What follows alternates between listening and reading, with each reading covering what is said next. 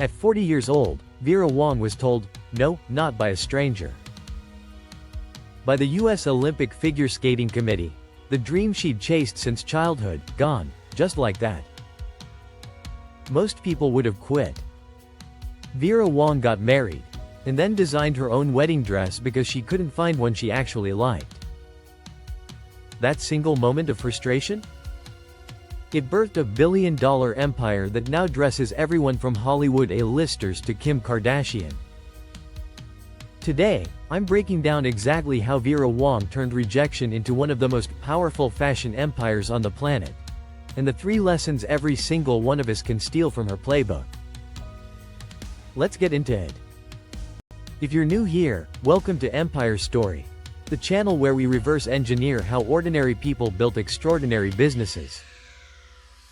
Hit subscribe, because today's story is one of the best comeback stories in modern business history. Vera Wang didn't design her first dress until she was 40. Let that sink in. She built a global fashion house after most people are told their best years are behind them. So how did she do it? 3 things. Rejection is redirection.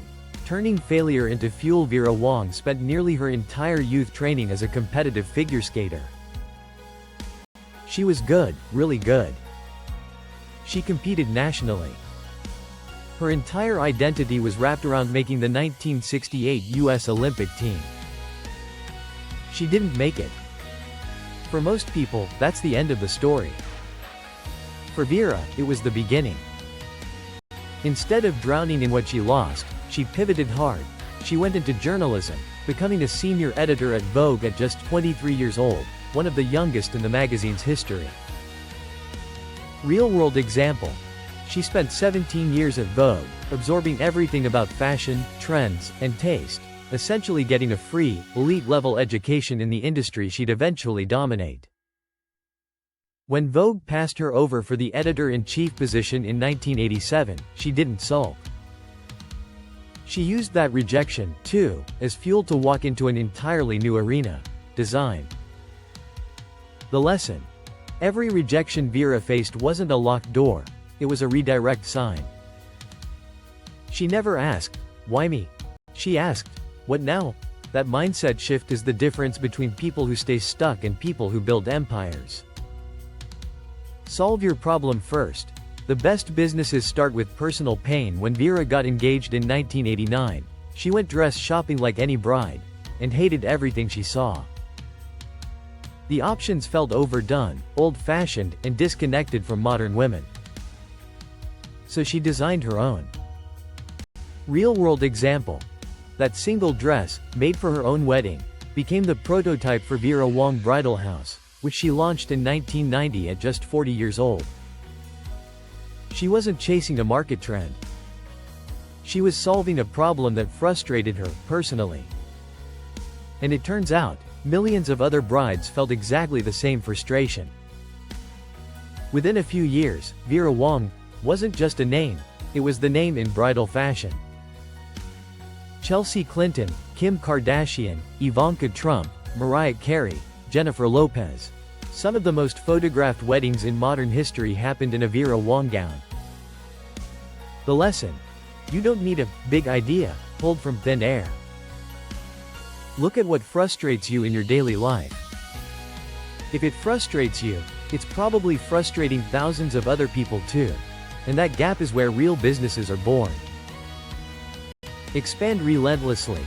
Never let yourself be boxed in. Here's where most designers stop. They find one successful lane and stay in it forever. Vera Wang did the opposite.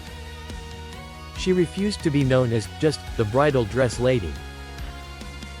Real-world example. She expanded into ready-to-wear fashion, evening gowns, and red carpet couture.